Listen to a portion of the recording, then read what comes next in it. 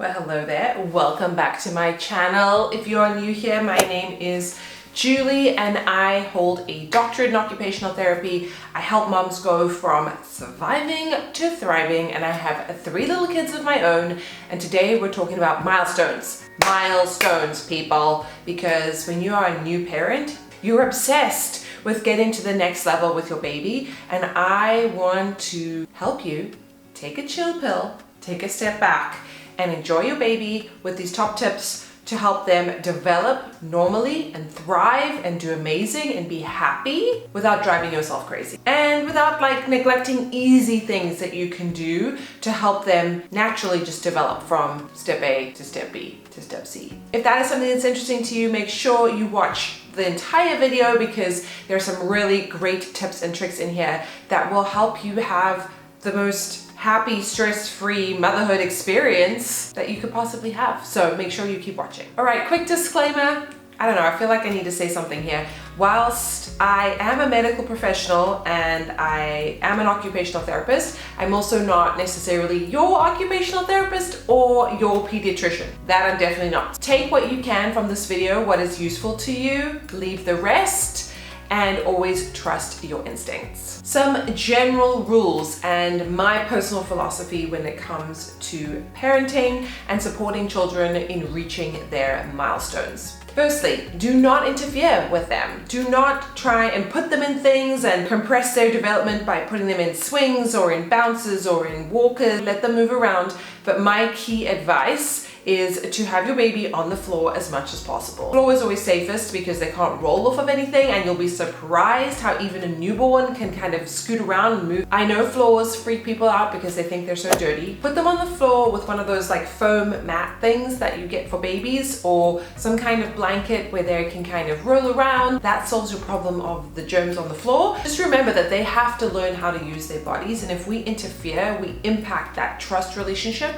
that they are developing while they learn where their bodies are in space. That term is called proprioception. Super important. And often more interference actually is not good for them. So you want to stand back and let them explore. You can obviously be there and play with them and interact with them, but you don't always need to be touching them or positioning them. You can let them do their thing. Do you know the natural stages of baby development? I'm curious. There's always the big ones like sitting and walking and maybe talking. But do you know what happens in between all of those stages? I just wanted to review some of them with you so that you have a general idea of what to expect. Every baby is a little bit different, but usually within certain periods of time, children will achieve these milestones that are on a natural path of development. Let's review. Number 1, the first thing that they start to do once they're born and they're getting used to gravity is head control. And this kind of develops around the 1 month to 2 month mark. You will know the difference when you first hold your newborn baby and they feel like, oh, they're gonna crack like an egg, versus as they get a little bit stronger, they're able to lift up their heads more and control their head movements. And this is the first part of development. Remember, development starts from the top of the head all the way down to the toes. That's why we develop our neck control first, and then we end with walking and running. And it's interesting also because our heads are very heavy compared to the rest of our bodies, especially as babies. Their heads are disproportionate to the rest of their bodies. So those back neck muscles, we call them neck extensors, really have to work hard.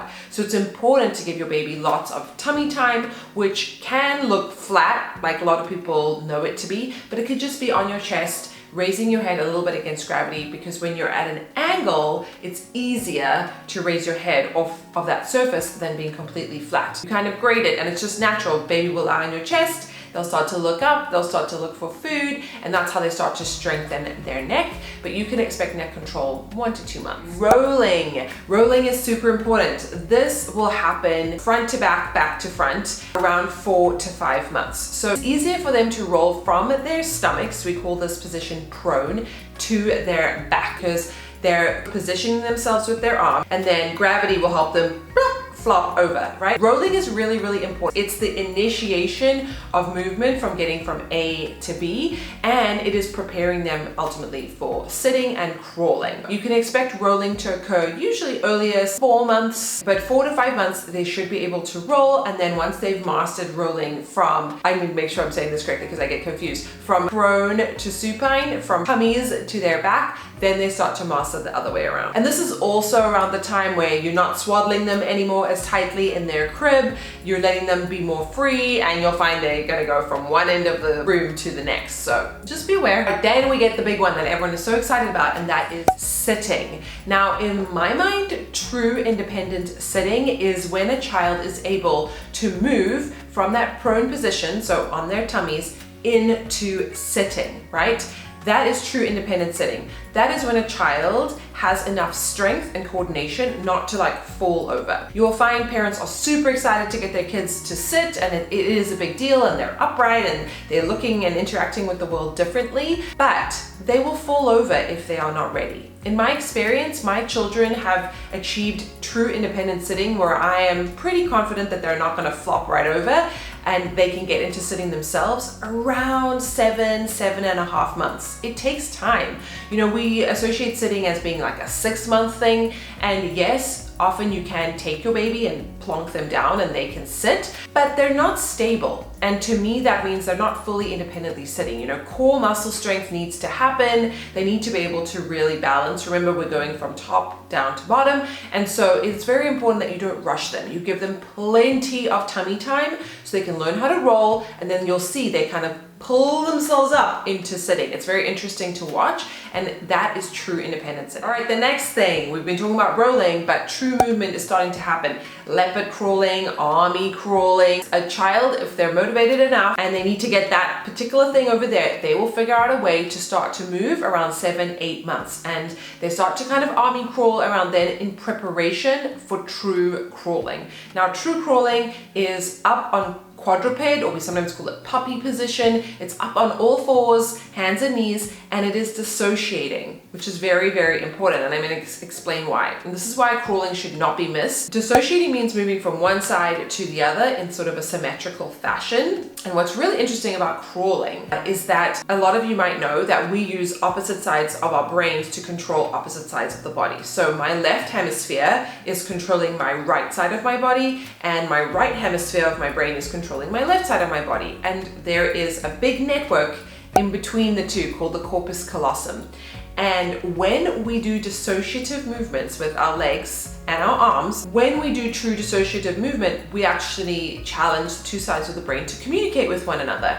And this is super critical when kids start learning to read and to write, because if you think about it, when you read and when you write, you cross what we would call the midline, right? You go from left to right. And it is very important that the two parts of the brain communicate with one another. And it starts as early as the crawling time to prepare children for reading and writing and schoolwork. What's also really interesting about crawling is that it builds up a lot of upper body shoulder strength, which sounds kind of crazy, but we need that for when a child is sitting at a desk or handwriting, being able to place their hand in space. You need to have good control, and often that comes with good strength and coordination, and that starts at crawling. So do not skip this stage. I know that sounds strange, but growing up, I always had these friends that would say, I went straight from sitting to walking, I never crawled. And it was seen as this, like, I don't know, badge of honor, kind of weird.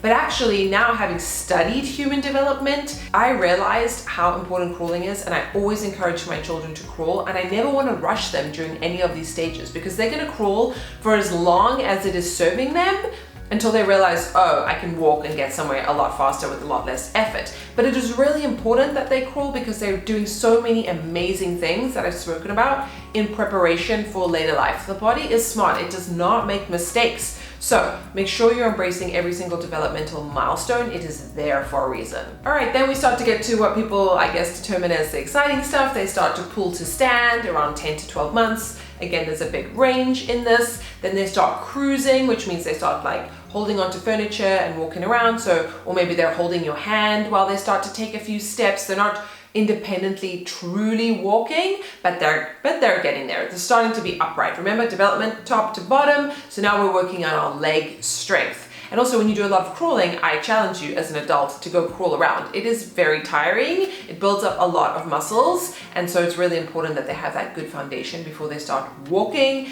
And then walking can occur, it can occur as young as like 9, 10 months. I would say that's more of the exception, but it does happen, usually around a year, 12, 13 months. My kids have all walked around the 13, 14 month mark. And I would say even when they feel comfortable to fully let go, even 15 months. So if your children is more of a late walker, don't stress about it. If there's nothing neurodevelopmentally off, it can be personality too. A child that's maybe a bit more cautious, that doesn't want to just go gung-ho. You'll see as your child grows up, oh wow, that made sense. They rushed through that milestone. They were so excited to be walking, versus a child that might want to feel like they feel more stable and steady and they're not in a rush. If they are not in a rush, then I shouldn't be in a rush either, right? And neither should you. So you really want to allow them to just develop and blossom on their own. And that's really what I'm trying to say in this whole video. So I've alluded to this a lot, but what can we do to help children? Essentially, if you provide them with a safe space for them to explore and crawl around, and they're getting good sleep and they're eating enough, they will do the rest. You know, you can encourage them to move and you can help them pick things up with their hands. I didn't really go into like grip and grasp development, just more the bigger milestones. By being you, talking to them and interacting with them, they will flourish and grow. They know how to just do it inherently. They're highly intrinsically motivated to develop from one stage to the next. And so we don't want to interfere with that process through all of our modern contraptions. Just understand that, you know, they're fighting gravity once they're born. They've got these big heavy heads and they need to slowly start strengthening their body in order to become upright, essentially. If your baby is not developing in a way that you expect, right, but within reason, and there is no neurodevelopmental abnormality, no reason to believe that they should not develop, as I've kind of stated, then there's certain things that you can look at to help them and facilitate them. This is the year of the greatest growth in a baby, 0 to 12 months. We grow the most as human beings during this first year of life than we do at any other time of our life, which is kind of crazy. So there's so much that you can do to help facilitate progression in milestones. So some things that can impact children. Sometimes when a child is naturally, like genetically very tall, they take a little bit longer. If you imagine, I have long limbs and you're trying to move them around, it might be a little harder for you to maneuver your body, and it just takes a bit more time for you to catch up. But you know, tall people are still walking around doing great. So it's not like it's a hindrance, it just might take a little bit longer.